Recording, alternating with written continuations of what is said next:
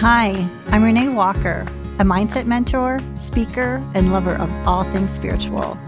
I believe that at our core, we are all spiritually wired for love, peace, success, and abundance.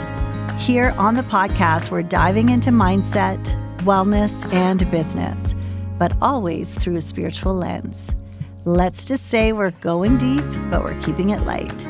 So let's elevate your life from the inside out, one conversation at a time.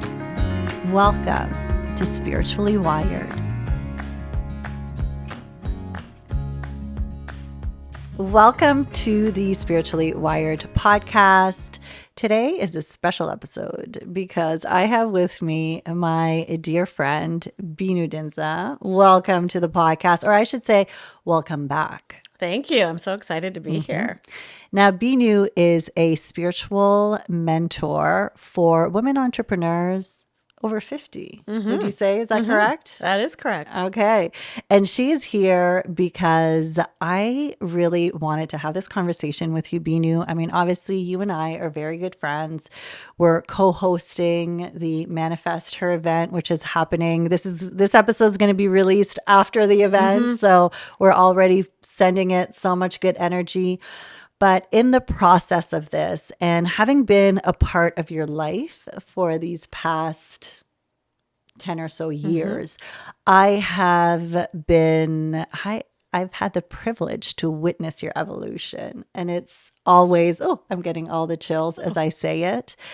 But one thing that's really kind of been showing up for you in a big way is this calling, this desire to open up the money conversation through a spiritual lens. So can you share with us here, where's this coming from? How did this start? Why do you feel so passionate about having this conversation with women? Thank you for actually just wanting to have this conversation, because I think us planning this event together has brought up so many of these conversations. The story could be long. I'm going to try to keep it as short as I can. You know, I think I was trying to avoid talking about money when I was starting my business, because people around me would say, focus on the impact, right? We're heart-led, spiritual women. You know, you and I are bringing the spiritual lens into life, business, relationships. And so every time I would talk to someone, a mentor or a mastermind group I was in, people would always say, Binu, just focus on the impact, not the income. So my subconscious mind made up a story that it's bad to talk about money. And then when I started just like sitting with it more of like, you know, well, I need to talk to somebody about the money. Like I need to talk about how to make money in my business. Like I have a business. Don't I get to make money? And as I started on this journey, I started having all these other obstacles, blocks, sneaky little thoughts come into my mind about, well, who are you to talk about money? You might sound greedy. You should just discount your price. You shouldn't raise your price. All the shoulds, all the self-judgment started coming into play. And then one day, and I do think it was like a spiritual download, I had something in me that was like, I need to ask somebody. I need to ask somebody outside of my household, like my husband's an accountant, right? So he's giving me certain advice, and I just had this nudge that there had to be something more spiritual that I was missing. But first, I need to speak up about it because I'm not speaking up. And it was 2 events I went to where it was a smaller group of women, and we got to go around the room, and the leader said, like, what's your ask? What's your question? And so I asked the ask.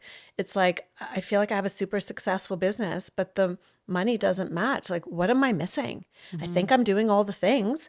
What am I missing? And so that opened up, honestly, energetically, I actually think it opened up the portal for the universe and my guides and angels to be like, oh, okay, she's ready. She's ready. That's how it started. And what I love about it is that you're not saying that it's not prioritize income over impact. The impact was there, and impact can be there, but the income can exist, like both can exist together. It's the and. Yes, it's the and. It's not the one or the other. Now, you mentioned your business is when you started noticing maybe your relationship that you had with money and that you may have been avoiding it, some of the shame. Is that something that you, now that you look back, because I know you've been really digging deep into your money story and your money beliefs, is that something that you carried with you from childhood? Or is that something that really just as being an entrepreneur shed a light on? Well, I know now it's all from our childhood society. Like it's so ingrained, Yeah. especially I work with women, especially with women. But yeah, it started bringing up things like I never thought too much of what my dad used to say to us, which was money doesn't grow on trees.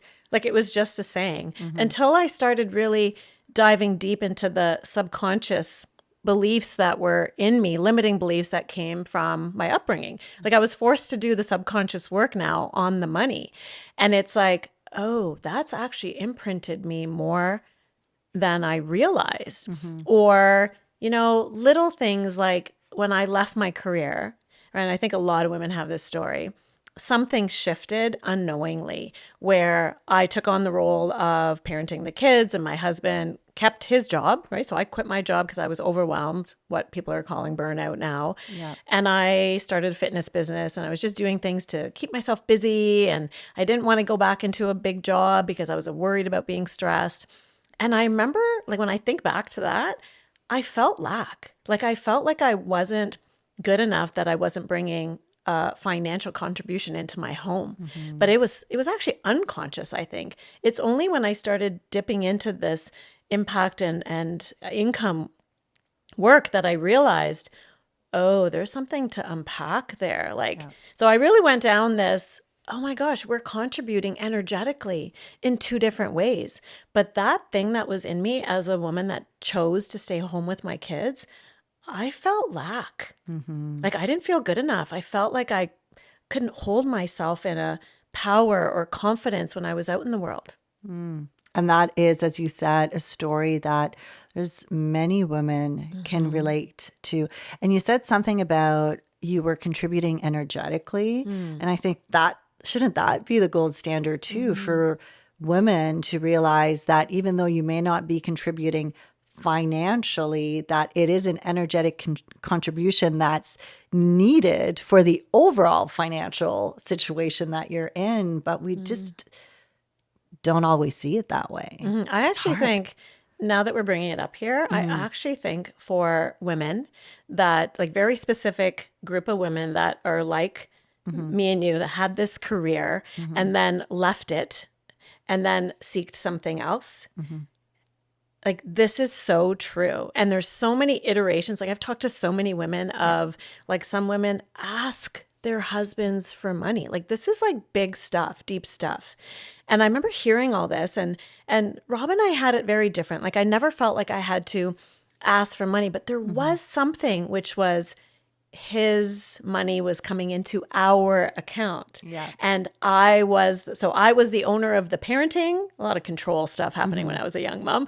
And he was the owner of the finances. And I remember even saying to him, like, I don't want to know anything. Like, you take care of that. Like, I created my own problem. You take care of that and I'll take care of this and all will be well. But it was only well until it wasn't. Yeah. Until I needed him to parent and he had no idea how to, truly, just being honest. Yeah. And I was looking at my finances in my business, doing my taxes every year. And he's like, so where's the profit? And I'm like, huh? The what? Like, I was not tracking. I was not even looking at my numbers. I was just out there helping the world. Yes. But the contribution piece, this has changed me.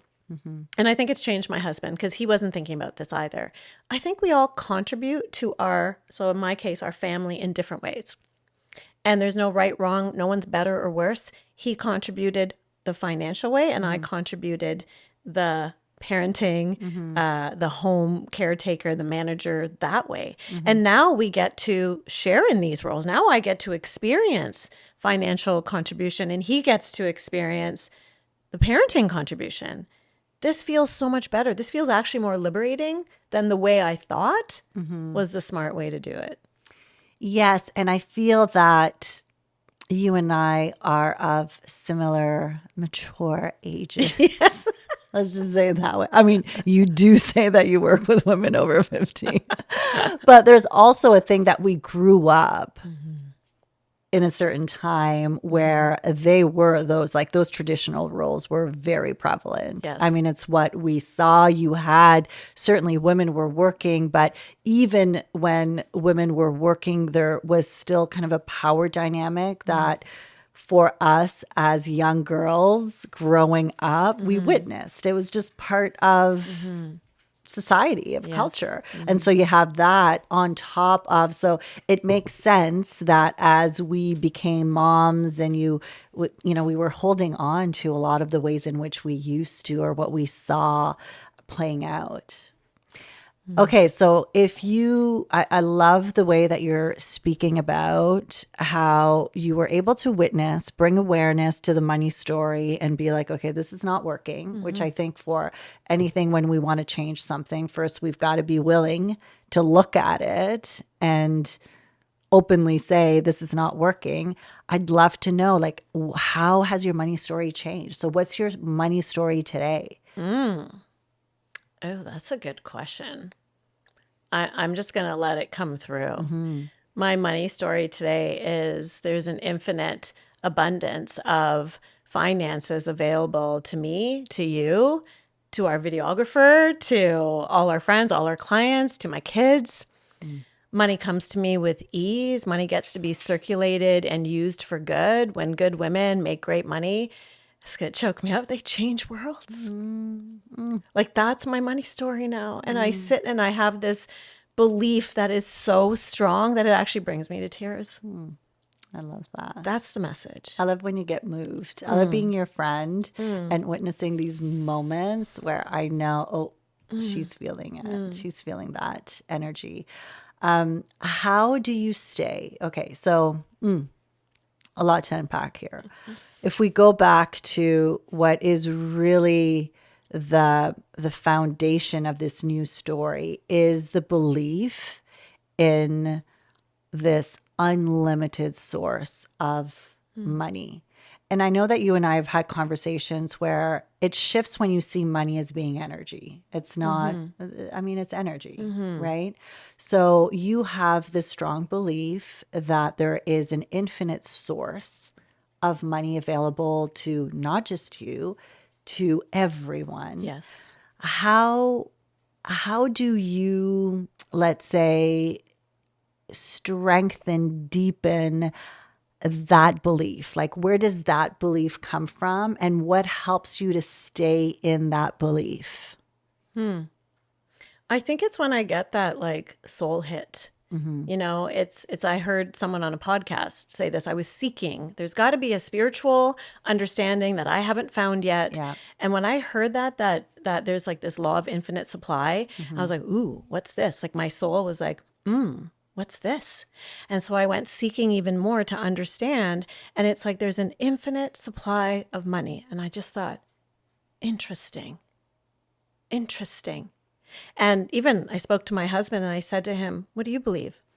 And he even said, and I'm hesitating because I'm like, you know, he might not like that I'm telling this, but it was true. Like, he's like, no, there's a finite resource. And I was like, no, that's the piece that the world has gotten wrong. But Renée, it was like in me.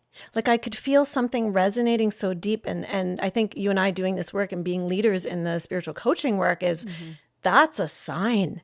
And so I didn't know how or why. I didn't need to. It's like the knowing, like I could feel the knowing. And then I was like, okay, I got to dig a little bit deeper here. That's how it started. And then I was looking for evidence, like the science in us. Like, I come from a research background, and not everybody likes this story I tell. But I remember being in Bahamas on vacation with my family, and the one hotel I like staying at, they have a casino in the middle. And the only thing I like to do is slot machines. I just sit there, I take my $20, I play, maybe I do 20 or 40, I just play for fun, and then I leave. And I remember this one day, it's like, so I say I hit the jackpot, and it was like ding, ding, ding. I think it was like $300. Like, I was so grateful. It like paid for the little boat tour we took. But it just like, I had a moment, and I'm like, where's all this money coming from? And I just thought to myself, nowhere ever is there a casino where somebody hits the jackpot. And I know there's stuff happening behind the scenes, but in my mind, I was like, nowhere ever is there a casino when someone hits the jackpot and they go with all their chips to the cashier. Does the cashier say, sorry, we don't have money to pay you today?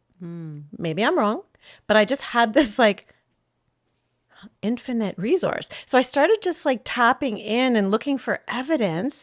And then I saw evidence in different places, like YouTubers, young YouTubers that are just making big money on YouTube with a gift that they have that they took a chance on.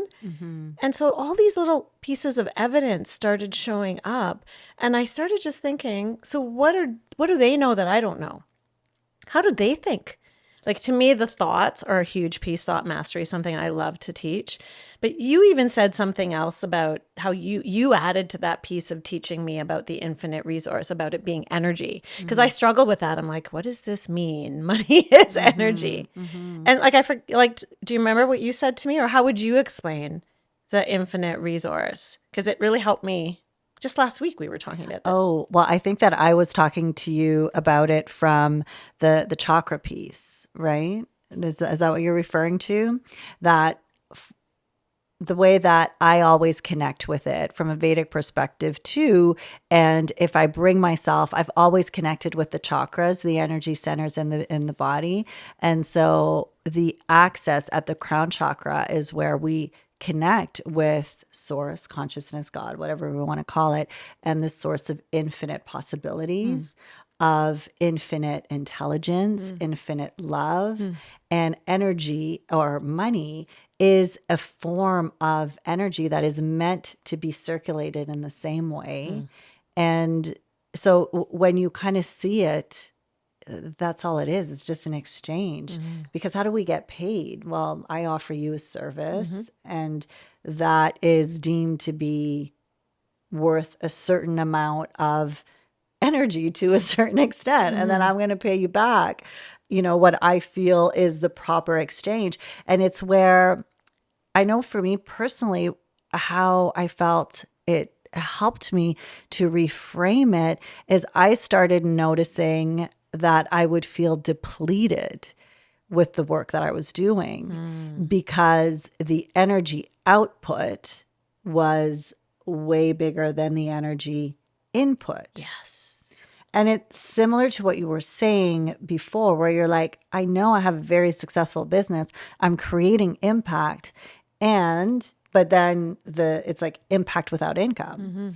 And so for me, it was that just having that moment of realizing there's an imbalance here. The energy output is bigger than the input. And as soon as there's an imbalance, then that's when we start to deplete ourselves energetically. And I'm like, okay, this is not sustainable. I'm not going to be able to continue. I love what I do, but there needs to be this sense of energy coming back. And it helped. And you and I I use the term healers, and I know sometimes people feel maybe activated by that word healer, but so many of the women that we work with in our businesses, the women that are coming to manifest her, they're healers in some way, whether they call themselves healers or whether their business is an actual healing business.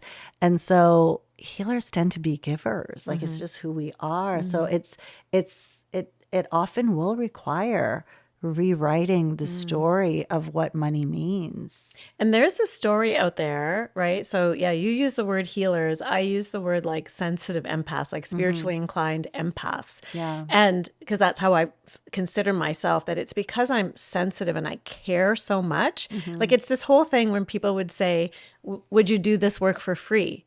Like way back then, I'd be like, I love it so much, I would do it for free, right? And so it was like this saying that society taught me. And guess what? I imprinted that into my subconscious mind and started believing that. Well, no wonder the output was not matching the input, right? But I remember talking to so many women, and now it's like I'm doing this research study in my head. The healers, the sensitive empaths, there's something that's been in us that we should just be giving. Like if this, it's not service if there is a money exchange. And that's where I was like, oh my God, or it's greedy. That's the big one. I'm being greedy. And we're so sensitive, like our emotions come to surface so quickly. That's like, I don't want people to think I'm greedy. So whether it's fear of judgment or, fear of what people would think, which was what I dealt with, right? And I would have so many people say that to me, Binu, just do it for free. And I think it just got I was afraid to ask for money. I was afraid to raise my prices. But now I know it's that exchange. And and that's our work.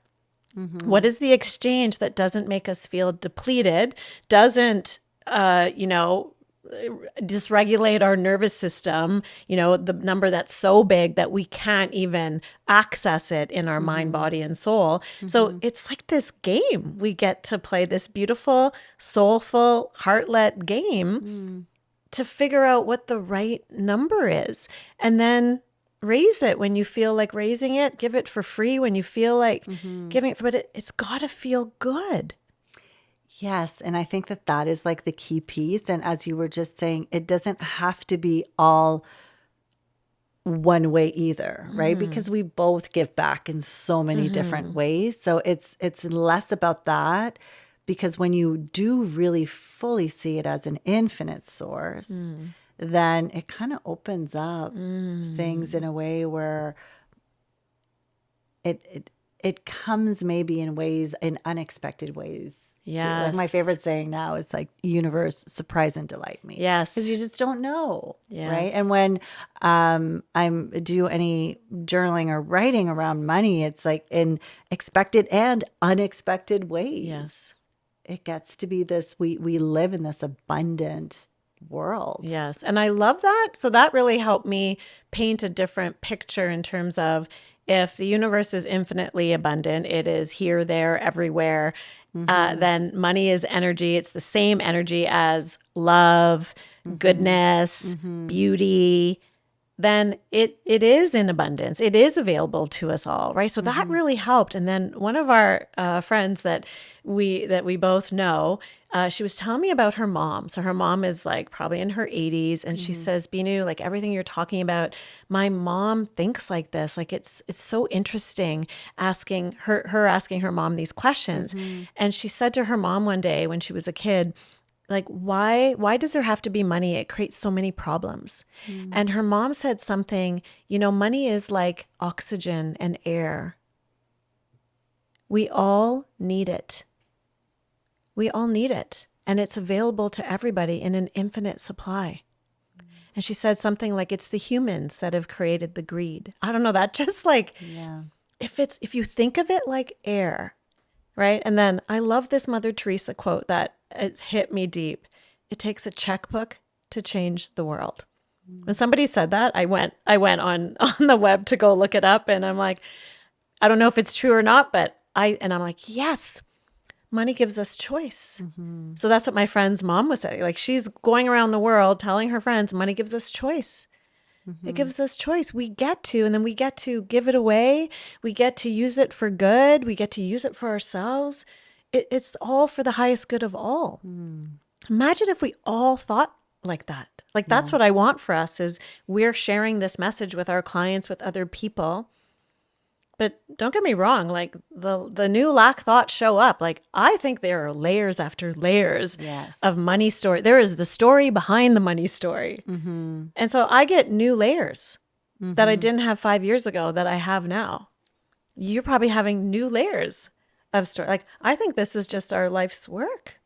Yeah, there's always an uncovering of it. And I know how, like, you specifically feel passionate about this piece here. And in the, let's say, spiritual world, there's like more maybe shame attached to it, or stigma, or a sense of block, of it doesn't feel, it's not good. Like, Or you this is shouldn't not talk- like, let's not talk about it. Let's not talk about it. And you should be happy with what you have. Let's say that. Oh gosh, yes. That's heard a good that one. We've told ourselves that one too. And I mean, you and I both live in situations where, we do live an abundant life. But there is something about maybe is it playing small? I don't know. What are your thoughts around that? Like, oh, you should be happy with what you have. Like, it's greedy to want to have more. Is it in the wanting, or is it something else that's blocking us? So I think it's the we're not supposed to ask for more. You should just be happy with what you have. Yeah. You have a roof over your head, food in your fridge, clothes on your back. Don't ask for more. I got that from my parents, for sure. You have enough. Why do you need those new shoes? You have 3 pairs of shoes, right? And so the subconscious programming of don't ask for more became a societal program. And I see this with women a lot. But here's my thing, like, as spiritual beings, we are on this human experience, right? Our soul is evolving. Like, I love talking about soul growth. Your soul is evolving whether you participate or not. Well, you'll be forced to participate. But if you don't see that more is inevitable, for like, more is growth, you're going to be evolving. So resisting the more is going to create havoc inside your own mind and body. Why not get on the train? Why not speak up and say it's okay to have more, but not so the other thing we see as a block is, well, if I have more, then I'm taking some away from you. That's a huge one. Yeah. I've heard that so much. What if we all believe that there's more than enough to go around? So why can't I have more and you have more? It's like the Oprah thing. You get a car and you get a car and you get a car. Like, everyone get a new car. Yeah. Doesn't that feel like, even just us talking about it, gosh, that feels so good. Can't we just follow what feels good? But it's recognizing it's a societal program. It's a world program. I still feel like we are very few people, even in our community, speaking openly. And I had fears. Oh, I resisted it, Renee. Like, my human brain was like, no, I'm not going to talk about money. And then there is that soul voice that's like, Binu, talk about the money. And then my human, no, I'm not, no. Who am I? I'm not an accountant. Who am I? That was the, who am I? Yeah. Well, and I've told you this, but signs and synchronicities are really huge for me, and being guided, like living this guided life and actually allowing yourself to be guided. So 1212 is a big spirit number for me from my mom. For years, just shows up here and there. It's always a, oh, what am I doing in the moment? Okay, this is my mom coming through saying, yep, Binu, yep, go for it, whatever. And when I was talking to women about money behind closed doors in my Zoom calls, women that are already in my circles, not on Instagram, not openly, things around money would show up. So I'd be sharing all these things that I was learning, all the research I was doing, the binging I was doing of YouTube videos, and 1212 would show up on the clock. 1212 would show up somewhere else. And, after it shows up a few times, like, I'd go, that's interesting. Okay. And then there was this moment that I was literally talking to a group and I was saying the words, I feel like I'm being guided to talk to women about money openly. And the clock hit 12:12 and I caught it. And you know what I heard in my head, Renee? It was like, is my mom guiding me to help other women speak up about money? Like, I almost was in disbelief, but it, like, you must have this, right? It's like the download of that, the spirit is speaking to me, yet my brain is going, what? Really? And then I just felt a wash of like, yes, Binu. What I love is that is your soul's purpose being revealed to you in real time, right? That's how it happens. And that's the part of the surrendering piece of you doing the work, you realizing at a point, okay, this is not, there's a block here. Something doesn't feel right. And I'm being invited to heal this part, my relationship with money, the way in which I see money. And then from there, as you're in the healing process of releasing those money blocks, those money stories, is where you feel this guidance from God, source, the universe, that feels very strong, where you're being guided to now share that message with other women. And that's the part, like, you know, you 10 years ago, if someone would have said, oh, you're going to be on stages talking about helping women heal their money stories, you'd be like, what are you talking about? And I'm getting a huge soul hit right now. Yeah. Truth. Yeah. It's coming. It's starting with Manifest Her, but it's like, and you know, I heard something else a little while ago. It's like, whether you say, you know, the universe hired me to do this, or that God hired me to do this, like the calling. So the call was there, and I was resisting. No, not me. Who am I? Like, what will my husband think? What will my kids think? Oh my gosh. You know, my brother, who's a wealth advisor, is going to laugh in my face. That was all the thoughts. But when that 12-12 kept coming, and it was like, I had that, like, my mom's guiding me, it was something where I was like, okay. You know, almost like where you say, I'm answering the call. I think internally I was like, okay, let's do it. I'm going to do this. And I tell you, nobody's judged me. Wow. No, and plus, because so many people, I'm sure, are just relieved, like, oh my gosh, thank you for talking about it. Because, you know, here's the thing, like, shame breeds in secrecy. And so money is one of those things where we just, no one talks about it. Everyone keeps, and so, and plus now in this age where we're all looking at each other on Instagram, and so much of it maybe is a bit of a facade where you're like, well, how much of this? I don't know.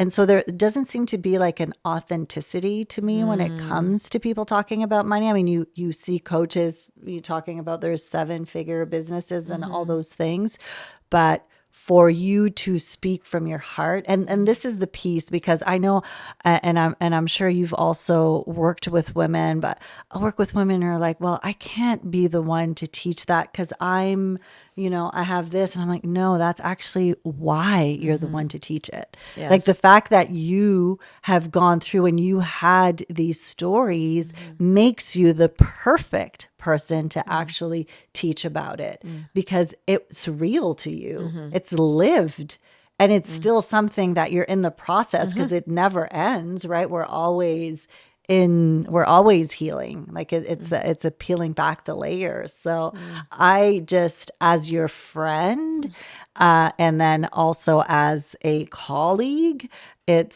I've just loved seeing all of the energy and the love that you've poured into sharing this story with other women.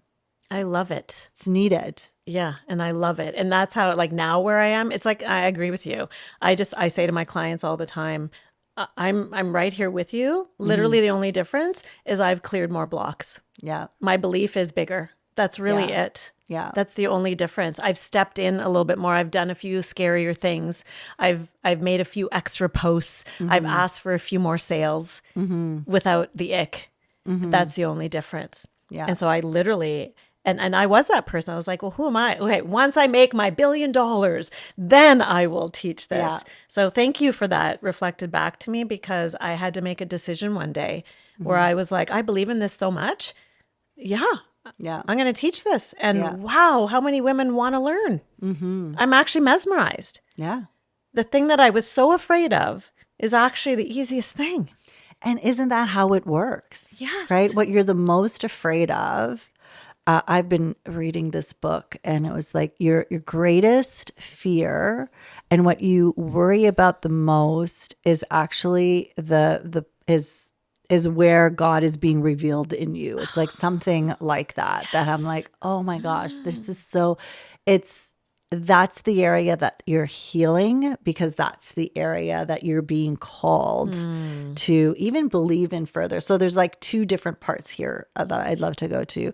One is when you were talking about like kind of being in that energy of more and giving permission for women, but people to, it's okay to want more, that we live in a world with infinite abundance. And so more is good. It's a way in which that is part of our journey, of our expansive journey. But then there's also something about, so there's the line between being content and just not feeling good to ask for more because it feels wrong. And then there's also the space of gratitude. And I know that you're big on gratitude. So let's just clarify that piece. So, how does gratitude play into calling in more abundance? Good question. Because actually, I haven't been saying the word outwardly on social media or my emails as much, like the word gratitude as much, because I think it's almost like given. Yeah. But if I think back to when I started Yeah. this, it was really the law of attraction piece that really, really got me. And to be grateful for everything that went out and came in. Yeah. And somebody said, and I think maybe it was just from The Secret, is like to be grateful for all of it because then you get more. If you're grateful for what you have, you get more to be grateful for. So it just made sense to me. If I was grateful for the love that I had in my family, I got more love. And truly, I saw it happen. If I was grateful for my kids doing the dishes, they would do more dishes. So it's all one energy. Yeah. So the gratitude piece around money, I played with this. I'm like, okay, universe. Part of me was like, let's just see how this works. So every dollar, every payout I would get over email, every client that would pay me, every dollar, every penny that I would find on the ground, I would just go into gratitude. Thank you, universe, for this. This feels so good. I'm so grateful. And I would just keep going. Like I wouldn't sit there for too long. And then anything I had to pay out. So if we had to pay bills or the Visa bill came, I used to, oh my gosh, I spent that much, right? So I changed it to, I'm so grateful that I get to put this money out to help all these other people run their business, to all these other people that have incredible services and products. And that energy, I think I released so much that was probably unconscious. And that to me, like now it's just a given. That's why I don't think about it anymore. Yeah. It's just who I am. But I do think it's a big piece. Yes. And you do talk about it. That's why I'm like, you need to talk about that piece because there is that kind of gratitude piece. And I know one thing for me that was interesting in witnessing from an energetic perspective is we're moving towards neutrality around it too. And so noticing the can you invite gratitude for even the invoices that you receive, right? And bringing that kind of energy to the money that's going out as much as it's coming in, because it is a recirculation of it. But that can be hard because you're like, ooh, I don't want to pay that. But at the same time, if you're now holding negative space, negative energy for the money that's going out, there's an attachment. You're messing with the flow of it. So working towards neutrality, I find, has been really helpful to kind of look at it. I love that. I didn't really think about it that way, but I love that.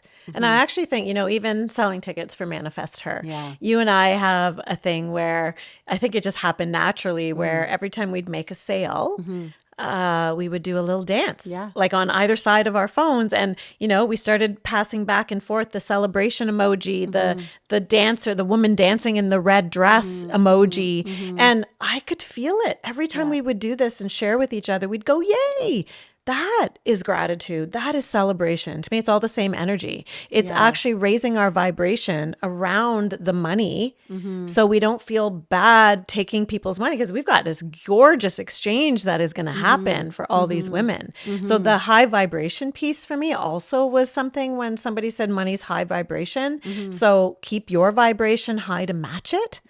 So that's why I decided to be in deep gratitude and celebrate it all. Yes. Yes. And there is, we have so much, I'd say love, commitment, excitement about the impact and the way in which we get. But then it's like every person purchasing a ticket has been just this beautiful excitement of it all, right? Like, wow, we get to be in this space with this person and also celebrating someone else's investment. I know that that's been so big for me. When someone signs up, invests in whatever it is that I'm offering, it is a moment of recognition, because that means that that person has made an investment in themselves, and what a privilege to be able to serve in that way. And then that also takes away the whole yuckiness around money, because I know that personally. When I invest in something because there is something about that person, about that event, thing, whatever it may be, but I'm excited about it, right? It's something that feels good for me. So it's shifted. That's so true. Yeah. I love that. Okay, can we go back then? The second piece is belief, because you said, if I'm with women and you're working with women now, you're like, the only difference is that I've released more blocks and my belief is greater. So how are you working on your belief? Every moment of every day. Like, I actually feel at one point I made a subconscious decision that this was my full-time job, is to catch my limiting beliefs. Because when you really get law of attraction, law of vibration, Yes. what you think about, you bring about. Yes. The energy you hold is what you manifest. And I just thought everything is a belief. Under everything that is not working out in my life, it's a belief I hold. Yeah. And that came from, oh my gosh, back in network marketing, I was exposed to belief. And then the first coaching program I took, Biology of Belief by Bruce Lipton, was there. And it was all this, like Dr. Joe Dispenza, everything was like belief, belief, belief. Yes. And so now I come from this place of unconditional love within me, knowing that I've been programmed, imprinted through my life and upbringing, like we all have. This is why we're here, is to learn and grow through all of it. And so every time I get caught in something, or something's not working out, or all of a sudden, 3 people have said no to me, or maybe there's, somebody's check bounced. Oh, that's so funny. Old term, right? So to speak, someone's check bounced. It's like, what's happening? Yeah. And so I go inward and I'm thinking, where is my belief, right? My belief meter. And I just pay attention. And then I go, oh, there it is. But if you don't go inward, you don't get still, you don't make it your full-time job to eradicate all your limited beliefs, how are we going to live this life of love, joy, freedom, with a little bit of life circumstance sprinkled in? Like, how do we do that? Thank you for saying it in that way, because it is a muscle. Yes. And so someone who would be looking at you, and you're so positive, right? You have this innate belief as well, but it would be easy for someone to say, oh, well, Binu's very positive and there's something special about you. And I mean, there is something special about you. Thank you. And you work on your belief all the time. It's not as if it is all of a sudden everything is perfect and your mind is clear and all you have is abundant thoughts. There are still those lack thoughts that are going to come. There is still some programming that's functioning maybe at a lower level now, but it's still kind of there. And now it's bringing your awareness and always changing it, always choosing the thoughts that are serving you in that moment. Yes. I want everybody to realize I have a human brain like everybody else. Yes. However, I have learned, and I think it was the hypnotherapy training that really was the catalyst, so to speak, in 2019 when I really got it. It's like, if I'm sitting in this negative lack belief, well, that's what I'm manifesting. Like that's what's coming back to me. Yeah. So I get to choose different. And that's the spiritual piece tied with the hypnosis piece is actually what really changed things for me. That I have this voice, this soul voice that is unconditional love. And then I have my saboteur brain, my human brain that's been programmed from society in my past. And they're both operating in my brain at the same time. So I have the negative mind and then what I call the divine mind. And I realize that I get to allow that divine mind to speak louder. It's a muscle. Turn up the volume. Yes. And so there's days that like today, gosh, we're recording a podcast. I get to be with one of my best friends. Like we have an event coming up. The divine mind is having a beautiful time in my brain. Yeah. But I'd say 2 months ago, near the end of December, I had a house full of family. I was cooking for everybody. I was eating all the sugar. I felt depleted. I wasn't sleeping well. My saboteur brain, all those monkeys in my mind, were having a heyday. Yeah. And those are the days I have to work harder, that I have to recognize that's not my divine mind. That is just the tired Binu, the sugar molecules speaking, depleted, drained. Binu, what are you doing? You can't do this. How are you going to run this group? How are you going to run that event? And I just know now, Renee, because I have evidence, I just need a day. Yeah. I need a day, drink some water, rest, go up and have some time to myself, take a shower. And the next day I wake up and that divine mind is louder again. So that is one way I've actually worked on the voices in my head, which are beliefs. Yes. I've got limited belief, and then I've got, Binu, you can do anything you put your mind to. Voice. Yeah. We all have those voices. Which one's louder? Everybody has an opportunity to make that other one louder. Yes, I love it. Thank you. And now you also touched on something, which is the way in which you work on your beliefs. When we are thinking about it as a mindset, mind. So we always kind of think it's all happening in the head, in the mind, in our thoughts. Yes, that's the level. But what you just shared too is that the way when you're noticing that maybe there's more spiraling, more negative thoughts, more lack beliefs that are showing up, that one of the ways that you actually shift your energy is through your physical body, right? Like nourishing the sleep, the and that is like such a big piece of, if we just think or we just use the term manifesting, which you and I are both big fans of, is supporting your body in order to actually have the thoughts. Like everything is linked, as we know, but it is so true. And I love that you brought it up in this conversation, because yeah, when you are physically depleted, you're not looking after yourself, you're making everyone else a priority, those thoughts have a little bit more power, right? Those negative thoughts. And it's interesting because you've helped me see that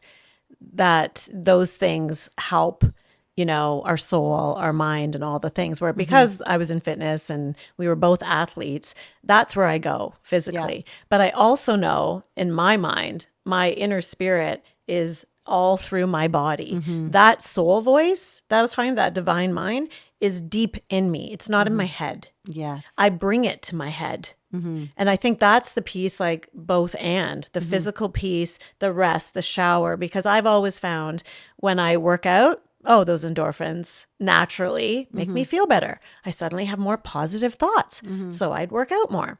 I've learned enough about nutrition that if you're dehydrated and you're not feeling good, just go drink some water.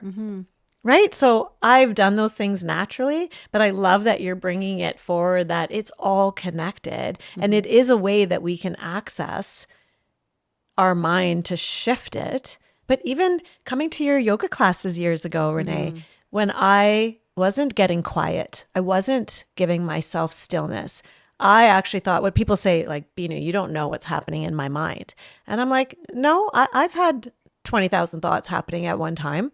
I get it. But as soon as I started getting quiet and I started feeling better, and then when I wasn't quiet, I was feeling worse, right? I started getting drawn to stillness, to the shavasana. I knew I had to just do the yoga class to have shavasana at the end. Best part of yoga is shavasana. But I think that's a huge, but that's a body thing. It is. That's a mind, body, soul thing. It is. It is. And not sure how, I think it is talked about more, but for people who are listening, just that reminder of sometimes the easiest way to actually shift out of those negative thoughts is to nourish and fuel your body, support your body, go out for a walk, do something that actually loves you back, right? it's so, and even with our event with Manifest Her, it's Manifest Her Health and Wealth, because you and I have also kind of been side by side on our health journeys, which, I mean, I shouldn't speak for you, but I know for me, in the past few years, it's felt like I've had to learn my body again Yes. at this age. Like Yes. it's just been a what? What Yeah. used to work didn't. And we're not speaking a life into this. You and I are very intentional now with our words, but it's a relationship that we have with our bodies as well that changes. Yeah, and I was laughing because I'm like, when I was in my 40s, if someone would have told me that my body was going to shift again in my 50s, like it shifted so much in my 40s that what was natural, I just work out and feel good and feel strong, right? I would just like have one clean eating day and I feel fit again. Yeah. And then I hit my 50s and it's like, what the heck? Nobody told me. And then my girlfriend who's in her 60s, she's like, wait till you turn 60. And I'm like, what?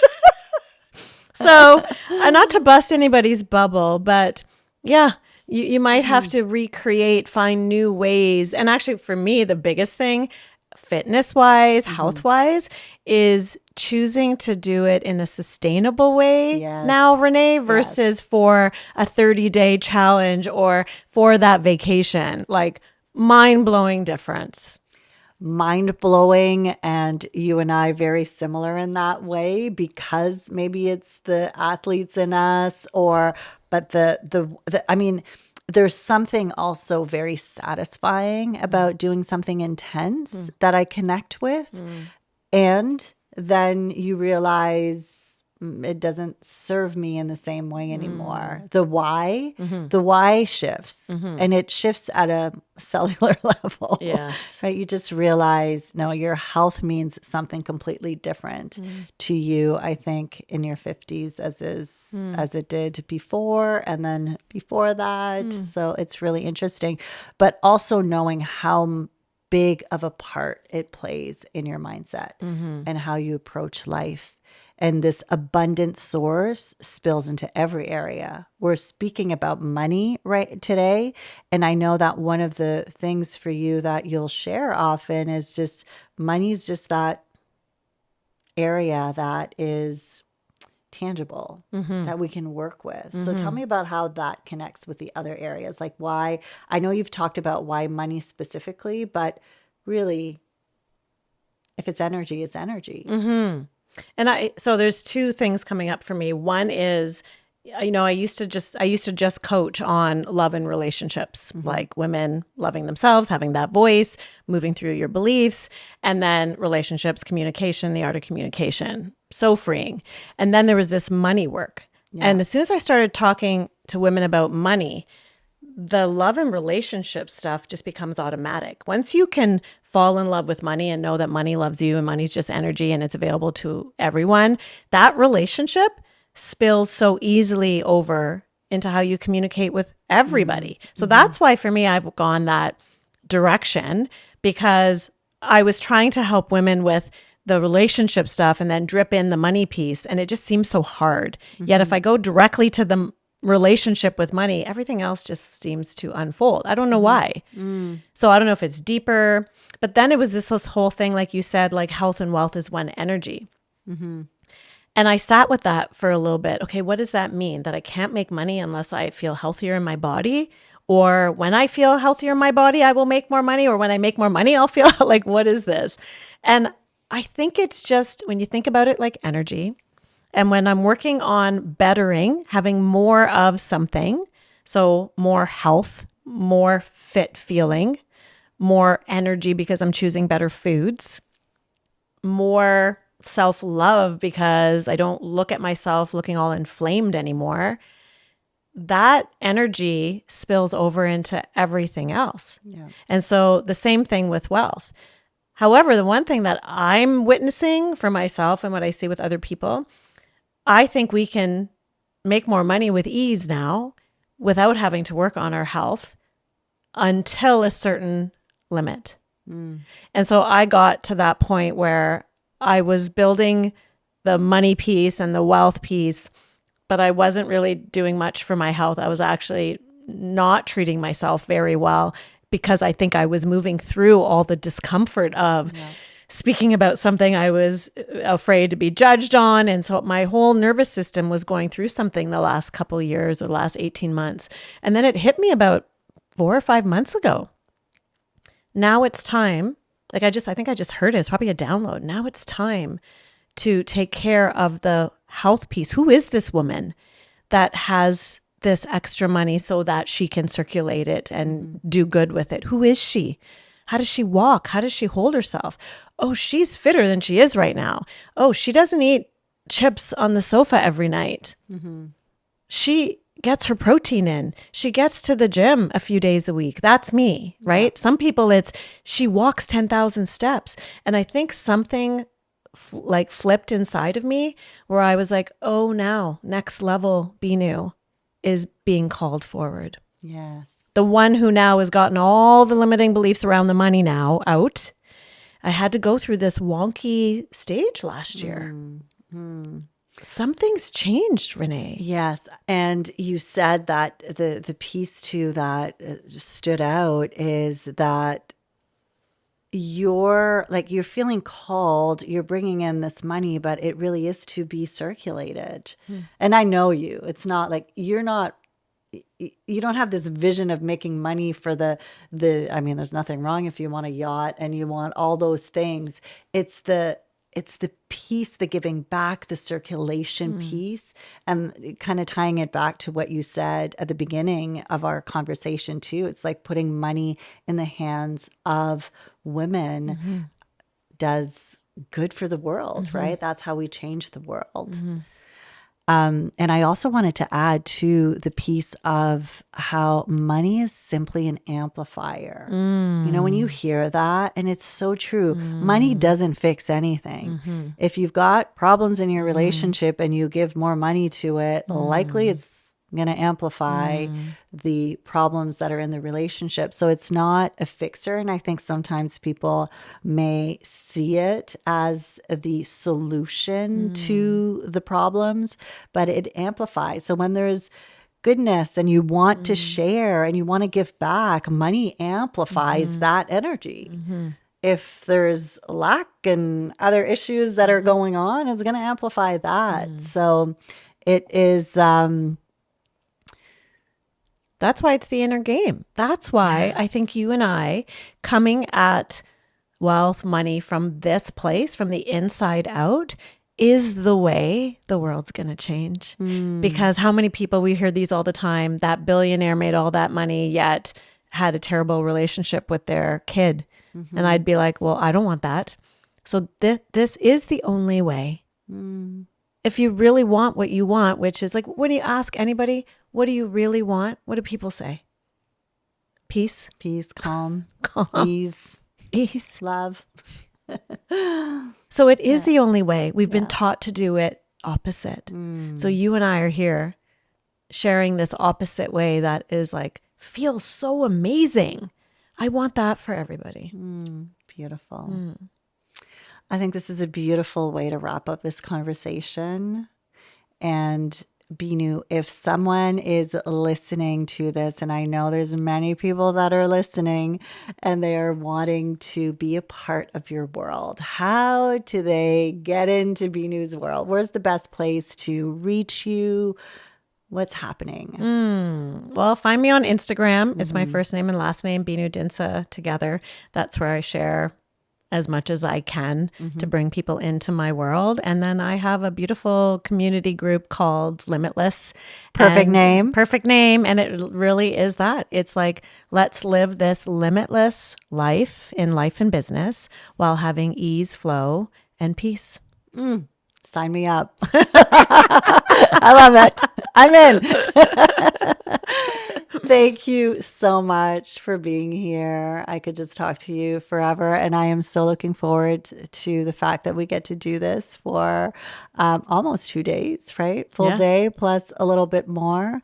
But thank you. You're I love welcome. doing life with you and seeing your expansion, seeing you be limitless in so many different ways is inspiring for everyone around you. So super grateful to you. Thank you for having me. Thank you.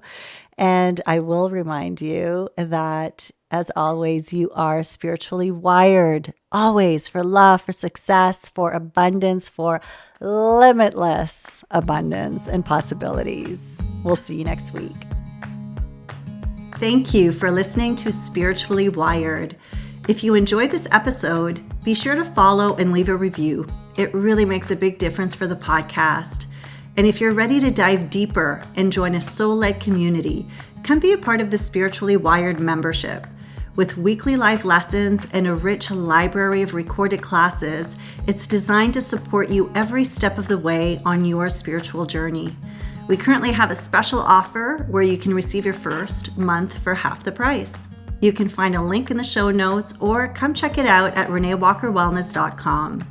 Until next time, remember to take some deep breaths. Remember that you are spiritually wired.